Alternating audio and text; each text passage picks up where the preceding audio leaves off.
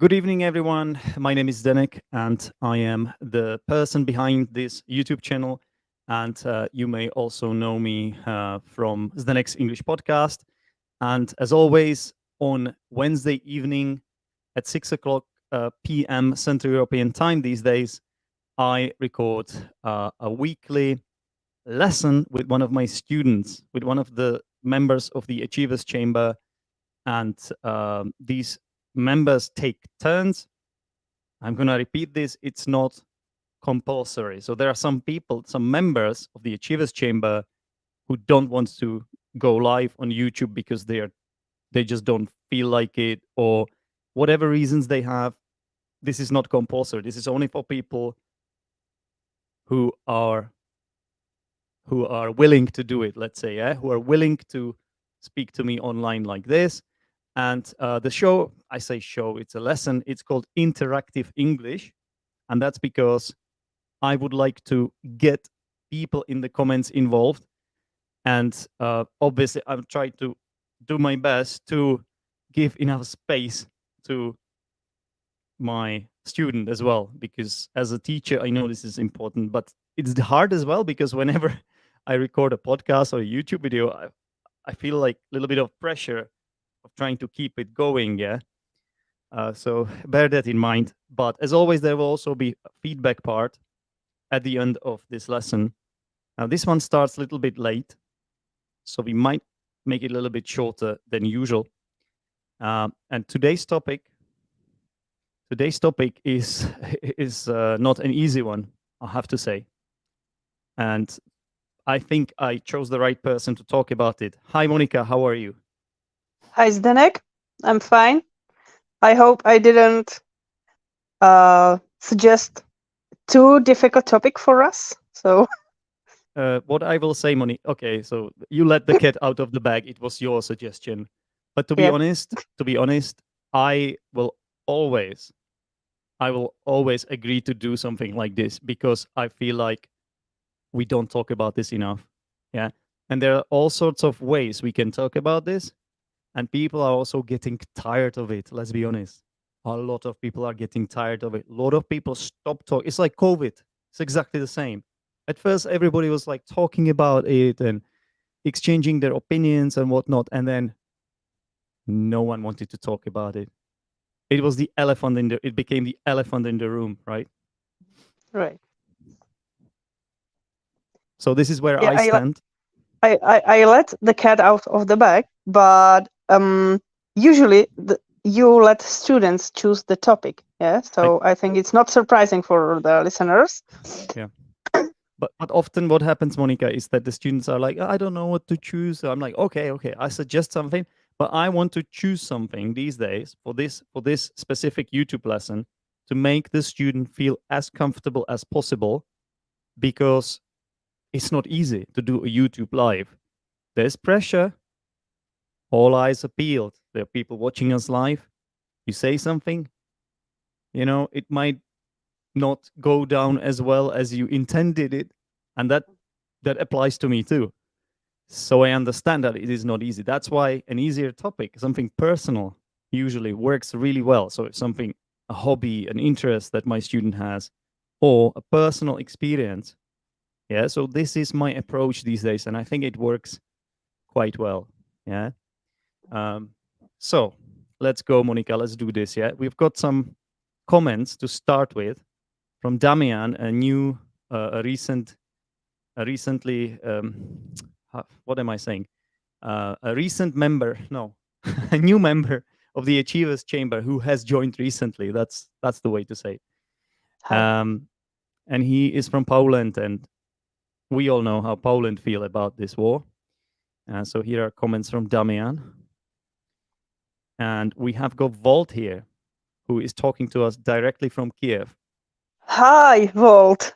So that's I'll be in Kiev in 4 or 5 days.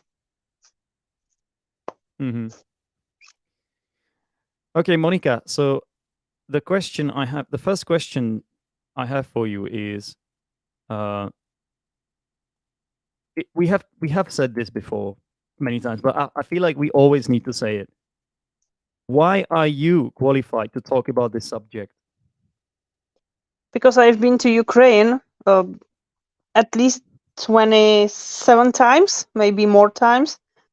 I bring humanitarian aid to the country, so I know a little about the situation there, and I think I am able to say something about it. Yeah. So there you have it, listeners. Monika, she, of all people that I know, because, like everybody has their social circle, their family, their friends. Of all the people I know, she's the closest to the war of all people I know personally. Okay. Monika is the closest. So for me personally, she is more than qualified to talk about this and give us her point of view. Okay. So Monika, remind us, you are not Ukrainian. I'm Czech, You're Czech, like me. like you. Yes. We're checkmates. We're checkmates. Yeah. All right, something like that. So Monika, let's see.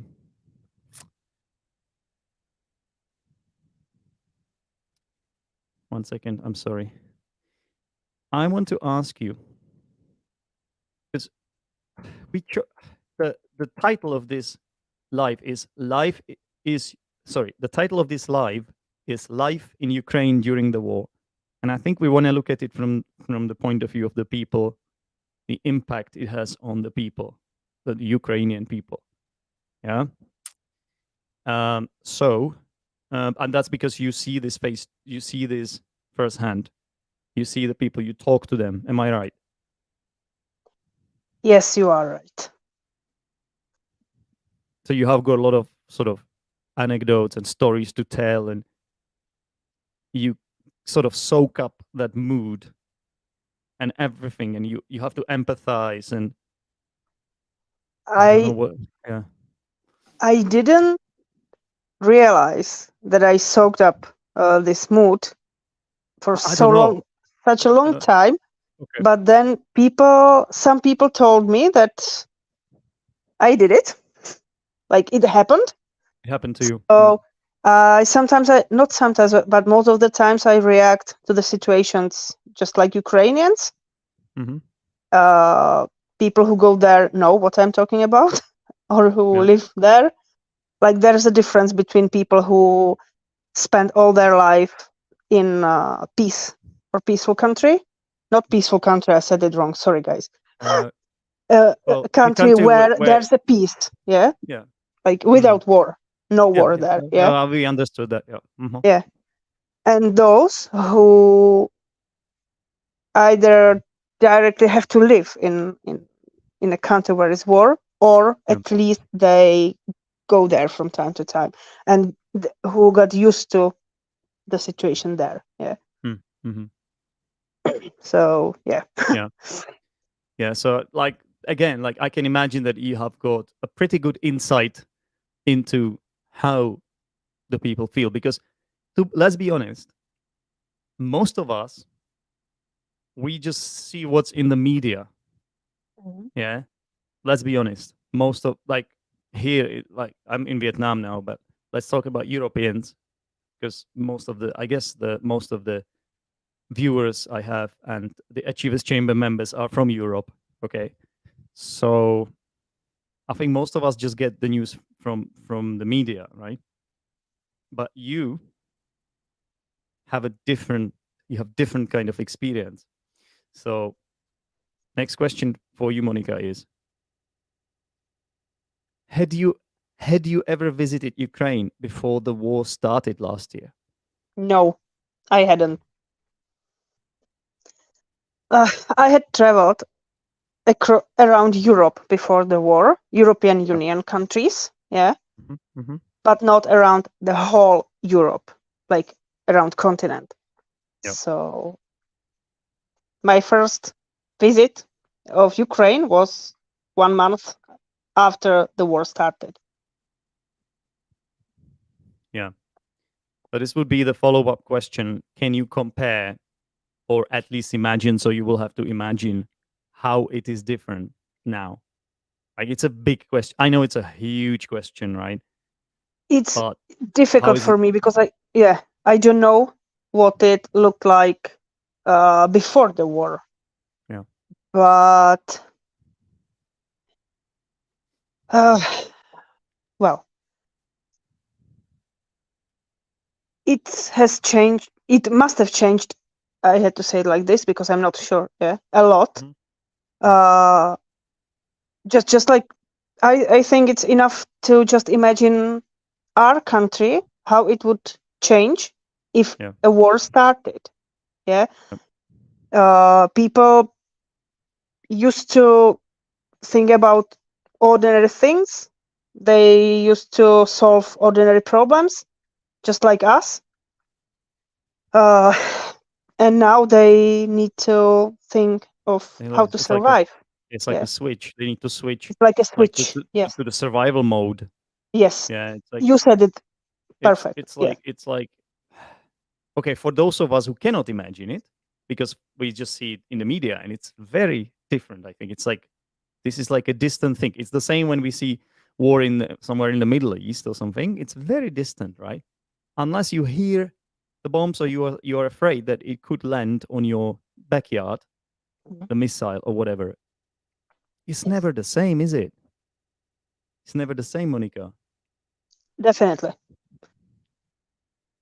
Uh, what I want to say is that there are big differences between different parts of Ukraine. Okay. The closer to the front line you are, the more intensive the feelings are. But even when you are far away from the front line, you Hmm. still are involved in the war. Yeah, like your son, your father, your friend could be fighting in the war. Yeah, and you are afraid of what will happen to them in And the near future, if they are they your will they survive or not. exactly, and they're their brothers. They speak the same language. Yeah, They're brothers. Like, it's yeah. This is something I don't understand well, why this country attacked Ukraine. But we are not going to talk about politics. Yeah, we know, like, we yeah, know, we yeah, agreed on. we know what happened, No, but but yeah. we yeah, like, I even met some people here in Vietnam who just told me Mhm. some things that I couldn't believe, and these were European people. Yeah. I couldn't believe what they were saying, these people. So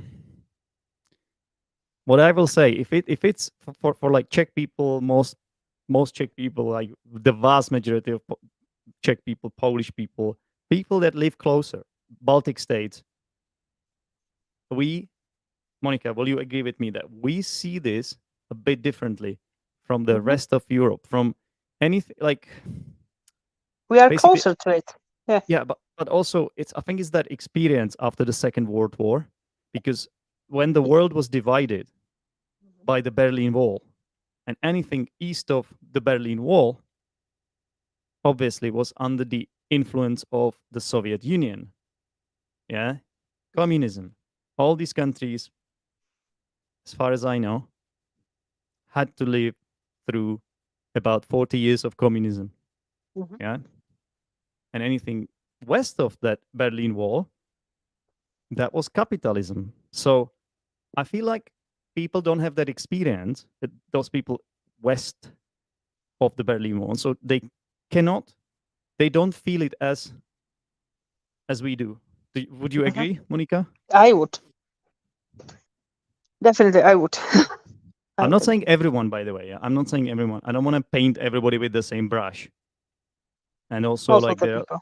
Mm. there are some people who just, like I said, they see it a bit differently as well. But that's Mhm. something else. Even in our country, yeah, there are many, let's say, Russian supporters. Yeah.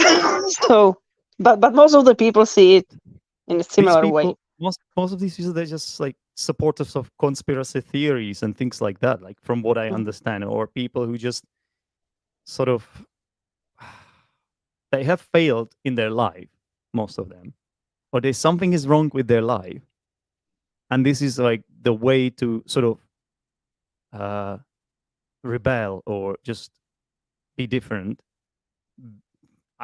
because they're not happy with the status quo, with the economic situation.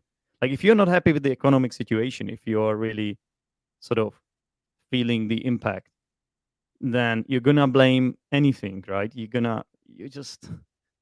are screwed, right? So in a way, I'm trying to empathize with these people too, like what's compassion, like I want to be compassionate to these people, because it is like that sometimes, right? If you have nothing, But if you have lost everything, or if nobody respects you in life, then then you need to find the real reason why this is happening, and not try to find someone or something that is guilty for it. And it's in but you know how it you is, know like in it's not just this, Monica, right? It's how world works these days. Why did Brexit happen? How did Brexit people happen? weren't How why, satisfied with the situation. why did the Brits shoot themselves in the foot? Why? Now they see, even They were blaming European Union for all their problems, weren't they? yeah, but They were, yeah. can you see there's a parallel, right? It's Mhm. happening with so many different things, Yeah, right? sure. But Yeah. it doesn't mean it's right, yeah. People should No. act like this, yeah, like. I mean, the people that have been following me, my opinions, hopefully I have been consistent. They Mhm. know, like from my podcast, or you know, they know what I think. So I don't think this is the time to just Mhm. go on about this. But I've got more questions for you. So I want to talk about the implications, Monica. So I think you would agree that they're going to be, or they already are, and they will be far-reaching. You agree? Far-reaching. Far-reaching. Okay. Excuse me, I don't understand this. Far-reaching means it will reach very far. Far-reaching implications. It's an adjective. Far-reaching. Having a wide range of influence or effect. Far-reaching. Yes. I'm gonna put it in the comment. This is a nice adjective, listeners. Far-reaching. Yeah. So they have far-reaching implications for the whole world. Yeah. But let's focus on the Ukraine, on the Ukrainian people and on Ukraine. Okay. Mhm. Okay. Based on your experience, based on what you have seen, based on the people you've talked to, and basically your predictions and so on. So, people, how has it, and how will it affect people's lives? They switched into survival mode, most of them. The war touches almost all the people in Ukraine, because either they are fighting directly, or someone from their family members are fighting, Yeah. or or worse, some of their friends or family members have already died. Uh, Another thing, like because they are fighting with Russia, they used to be many families are like Ukrainian Russian families. For example, Ukrainian Bilingual. mother, Russian father, bilingual. Yeah. Yeah. A lot of That's true. Ukrainians have their family members even in Russia. They're often now, no longer in touch. They are no longer like in a good relationship because of this, because of political things. Most of the people are poorer than they used to be. Many people lost their jobs and they can't find any other job. Yeah. And some of them lost their houses. And I don't think Yeah. does insurance work? Do insurance companies work, or has the system collapsed completely? Honestly, I don't know, but I know that, for example, in Kiev district or Kiev region, The Russians were there for 1 month, and then they left the country, the area, and people told me they were not going to get any money for their house, like because they lost their house. Yeah, they Because have there wasn't like there was no way to like where would the money come from, basically? Yeah. Exactly. Yeah. Government promised to them they would get some money, but they haven't got any money yet, and they don't count with any money in the future. Yeah, so they have to rebuild the houses themselves. They have to, take care of themselves, without any help from anyone. It's difficult. I'm not blaming their government because they are in difficult situation as well, but it's really not easy, to survive this. Not just because of bombs, rockets, and stuff like that.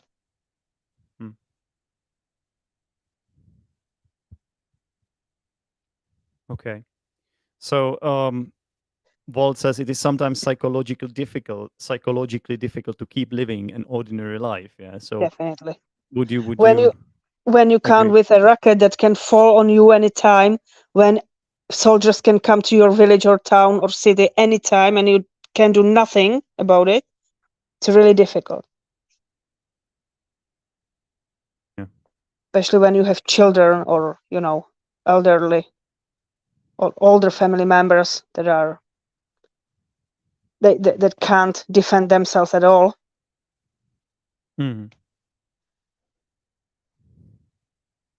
Yeah. So this is gonna be a strange question, but obviously, when you have to experience something like that, you're afraid, right? There's a lot of fear. But would you say that, because human beings, they just get used to anything, right? They just, even like torture and things like that, or if you like, there's this Stockholm syndrome, like when you're kidnapped by someone and someone imprisons you like for 1 year or whatever, then you fall in love with your prisoner, with your sort of with the person that kidnapped you, with your kidnapper.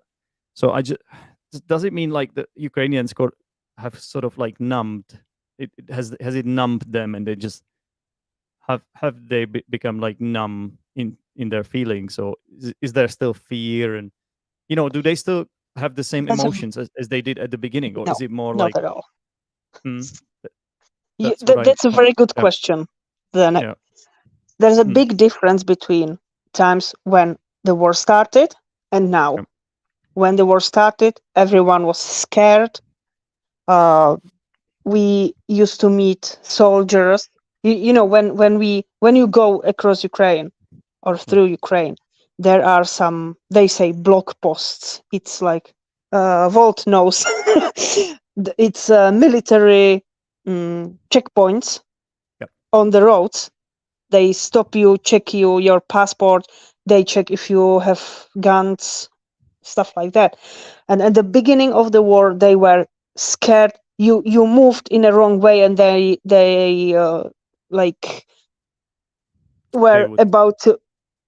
They would almost shoot you, or they would almost shoot you. Yeah, threaten to kill you if you don't say who you are. I understand. Yeah.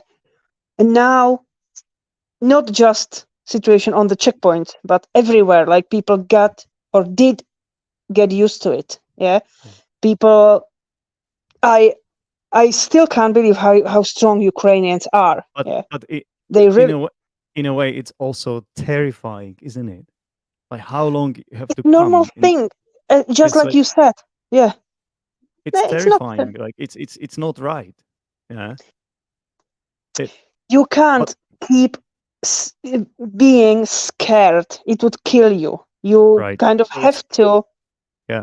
Your body is it's a defensive mechanism that your body is able to produce. And what's really scary as well, it's not first time Ukraine has been experiencing very bad things. Yeah, Is it? this country, like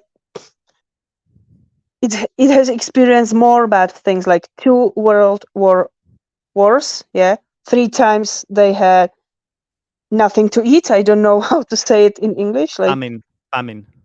famine. Yeah. Famine. Yeah, like Yeah, people were 3 times. starving. Yeah. Famine. Yeah. Mm-hmm. Yeah, and many other bad things, and like, Yep. and they always survived. It will make them tougher, but also like Obviously. emotionally numb. And the question is Mhm. is that right? It's I not. think it's the only way. It's It the only can. way, but it's not right. It should never Mhm. come to this, right? It should No. never come to this. You know what I mean? Yeah, I know. I do. Okay. Obviously, economic impact. You've already mentioned that. So, with the way it affects people, there must be some. I don't want to say positives, but it will bond people, right? It will be like a way to make to make friends. It sounds weird, but it's a Zdenek, way you're very good. the people will bond with each other, right? Over this. Mhm. You know what I mean? Definitely. Yeah, that's the positive thing about it all. You know. They are united much more than they used to be, and they live right here, right now.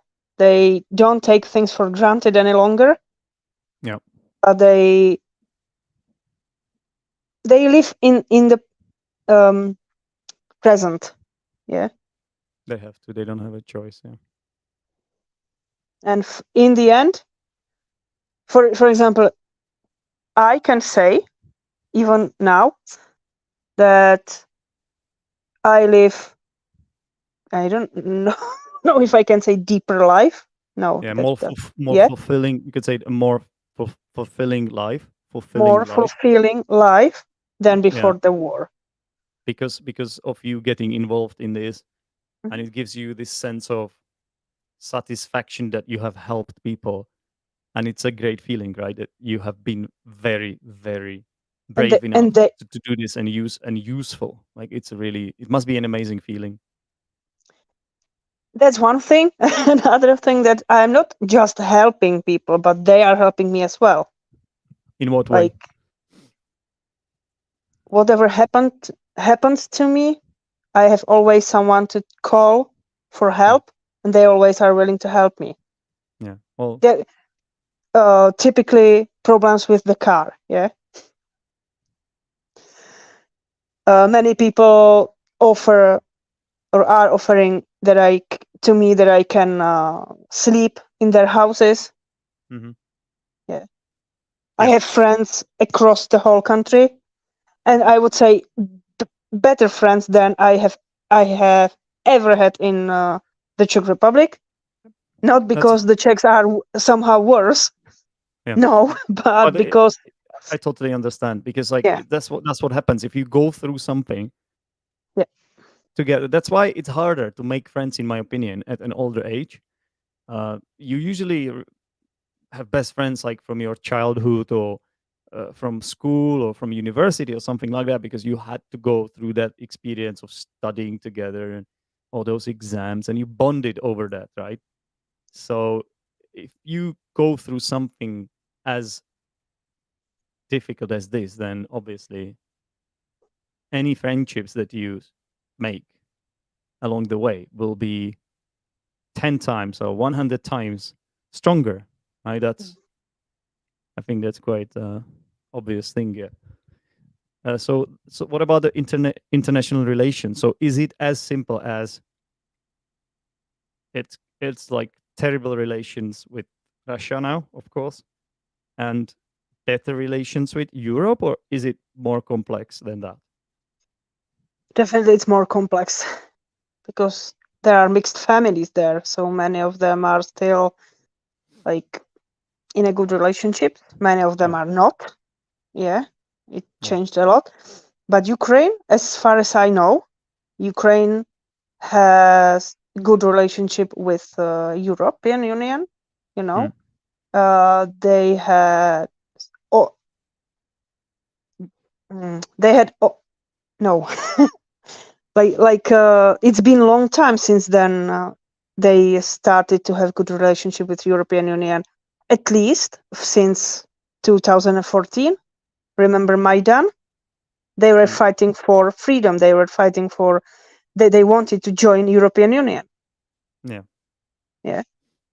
So they are in good relationships with us, as far as I've experienced. Yep. Okay.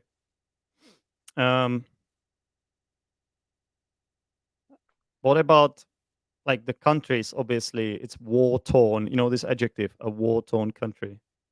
No. War torn. Damaged. It's like damaged by the war, right? It's a war torn country now. Yeah.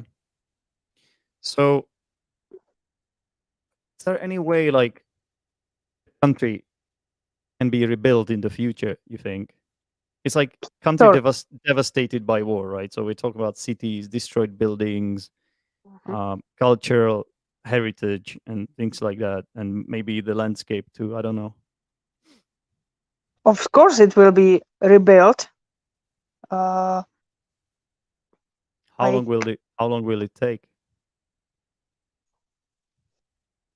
Depends on how long will the war take, and what everything will be destroyed. But Ukrainians are very good workers. Yeah, one example. Yeah, and this is what's happening during the war. The country has to focus on the war. It has to spend most of their money on war. But even when, I was in Bucha in like couple of weeks after the Russians left it.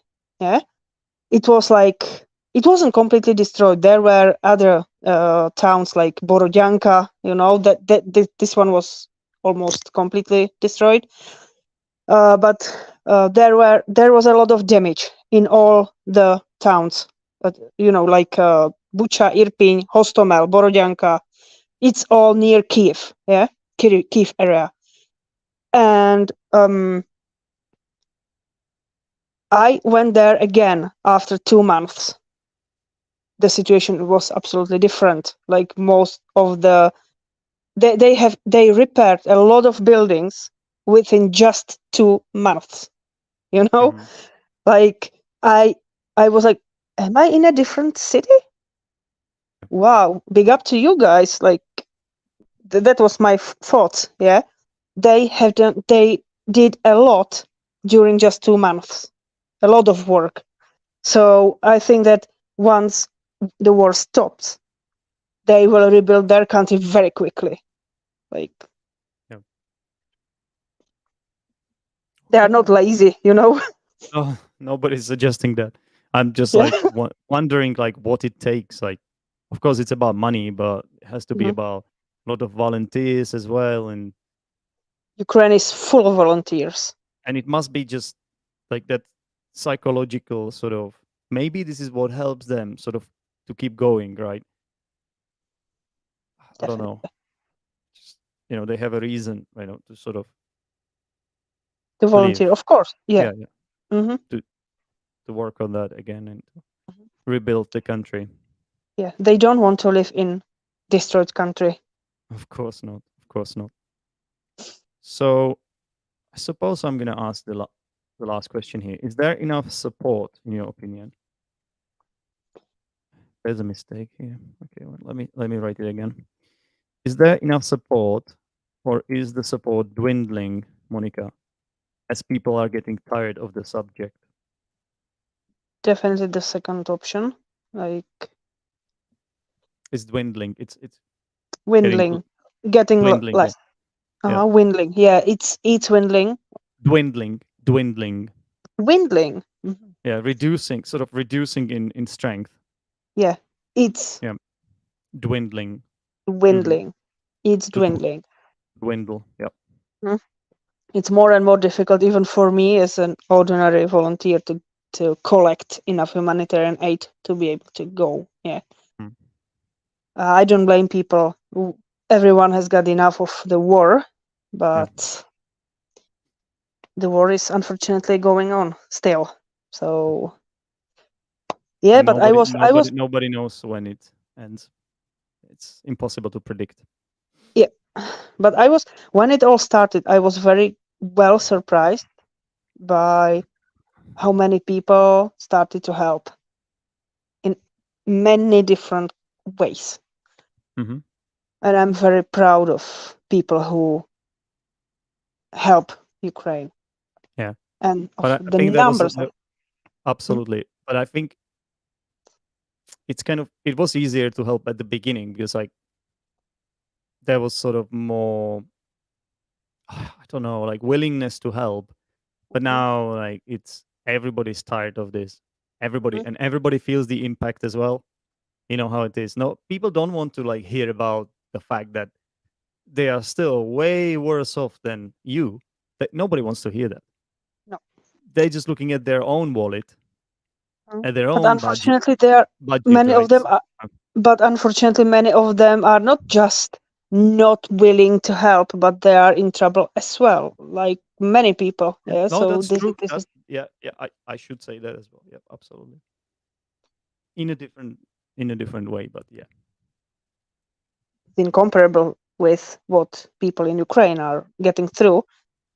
But that's hard to measure. That's hard to compare in any way. Like it's impossible like, to measure these things. You know? Yeah. Okay. Well, somehow we have got to the end. Now there's a bit of feedback, Monica. I didn't write much because I have to hold this microphone. I don't have the microphone stand. I had to leave it at the airport when I was coming to Vietnam. It was too heavy. My suitcase would have been overweight had I left it in the suitcase, so I had to throw it away. Okay. Yeah. So now I have to hold it, and it's inconvenient because typing is more difficult. I have to type with only one hand. Okay. Anyway, we can still do a little bit of feedback if you don't mind.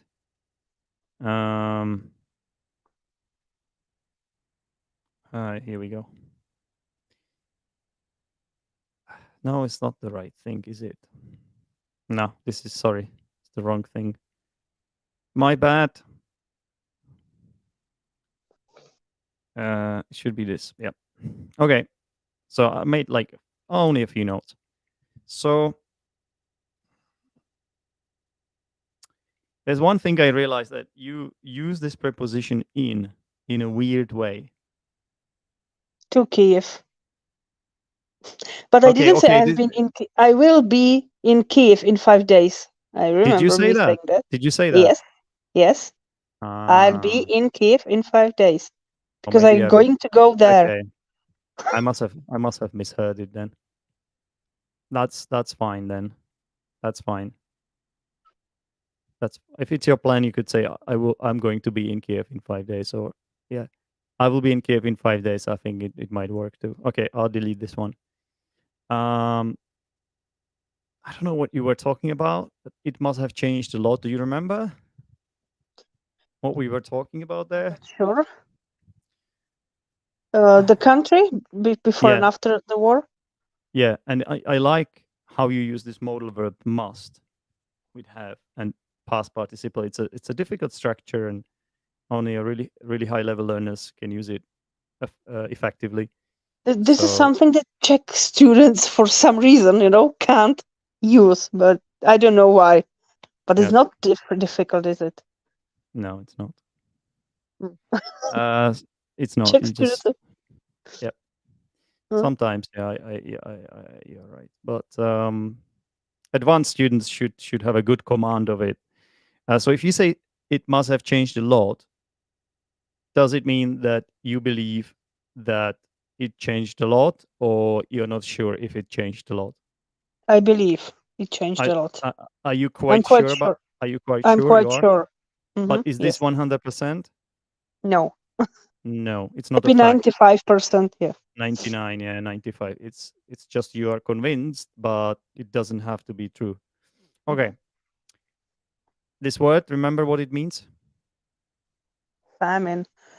Famine. Well, famine. Famine. Famine. Hmm.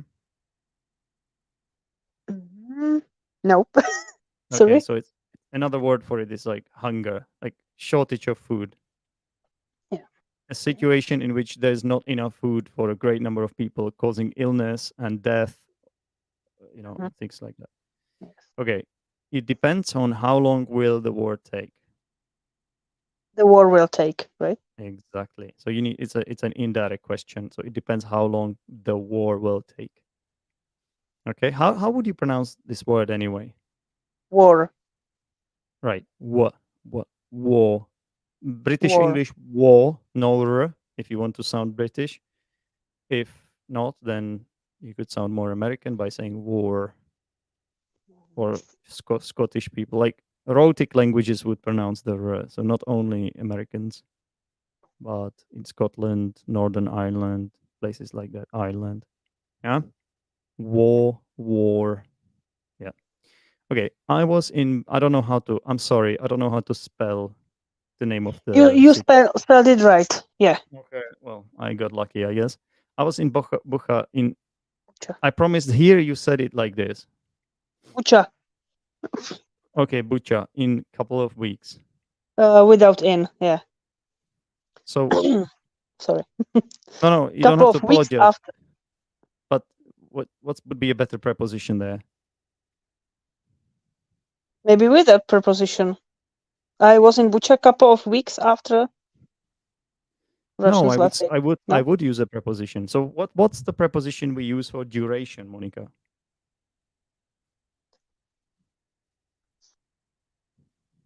A couple So of weeks. no, listen to me. So if I want to tell people how long I've been in Vietnam, I would use for, right? So Yeah. so you can say I was in Bucha For. for a couple of weeks. Yeah, that's it. No, I wanted to say that the Russians left it, and couple of weeks after that, I went to Bucha. I was there. Okay. I didn't spend a couple of weeks there. Yeah, I was spent just 5 to 6 days in Ukraine, and then I go back. Sorry. I'm not Yeah, following. it's okay. Can you say it again? I'm confused by this. So I wanted to say that I didn't spend a couple of weeks in Bucha. yeah. Russians left it, and a couple of weeks after that, I went there. I came there. Couple of weeks after the Russians left it. Right. Yeah. So the problem is with was, yeah, because it's confusing. It's better to say I went. If you say I went to Bucha, okay, I went, and then there is no prepositions. You are right. I went to Bucha couple of weeks after Russians left it, so that would work. I went to Bucha. Yeah, I got it. I mean, you can say was, but I think it's clearer. You're making it clearer if you say I went. Yeah. Okay. Yeah. And anyway, yeah. Okay, I get it now. So how would you pronounce these three words? And that's where we will leave it because I have to go. I have to teach a lesson in the Achievers Chamber. Within. How do we pronounce this th? Th. Th? No. Within? Yes. Within. Okay. Fossilized error. Yeah. Within. With. It's the same with with. With is the same. I pronounced it wrong as well. So without. The same. Without. Yeah. Yeah. Mm-hmm. Okay. This word, remember, it means to destroy? No, it means to reduce in size. It's gradually reduce in size or strength or something. I said the support is dwindling. Support for Ukraine is dwindling. Dwindle. But the way you pronounce it is dwindle. Okay. And the last word? Collect. Where's the stress? L, collect. No, syllable. You have to think about a syllable, not just one letter. Collect, the second one. Yes, collect. The first one has the schwa sound, so it cannot be stressed. Collect. Collect. Yeah. Mm-hmm. Okay, I think that's it. And I want to thank people for commenting. I know I haven't always put up comments on screen, but this is a really sensitive topic. So if you guys want, you can read the comments. They will not disappear, I promise. You can all read the comments. They will be available after this broadcast finishes. You know, the video will stay. I think Monika has left already, so that's okay. Monika, thank you very much for featuring on this live. And guys, if you liked it, give this lesson a like, and you could consider joining the Achievers Chamber. It's a place where I have to be honest, we don't usually discuss such heavy subjects because, you know, it's just sometimes it's too much, yeah. But we go deeper sometimes as well. We go deeper. Excuse me, sorry. That's okay. That's okay. I'm just telling people about the Achievers Chamber and what sort of topics we discuss there. And sometimes it's more lighthearted. Sometimes we just talk to each other, have conversations. It's also like lessons, so I give feedback, and we do all sorts of things. Just read through it. You will find more information in the description below this video. Okay, Monika, thank you very much for being here and telling us about Ukraine. And for me and Monika, we can all we can say is like stay strong, Ukraine. We stand with Ukraine. You Definitely. and I hope so do at least most of our viewers. Okay. Thank you for the lessons, Zdenek. You're very welcome, Monika. Take care. Bye-bye. Take care. Bye.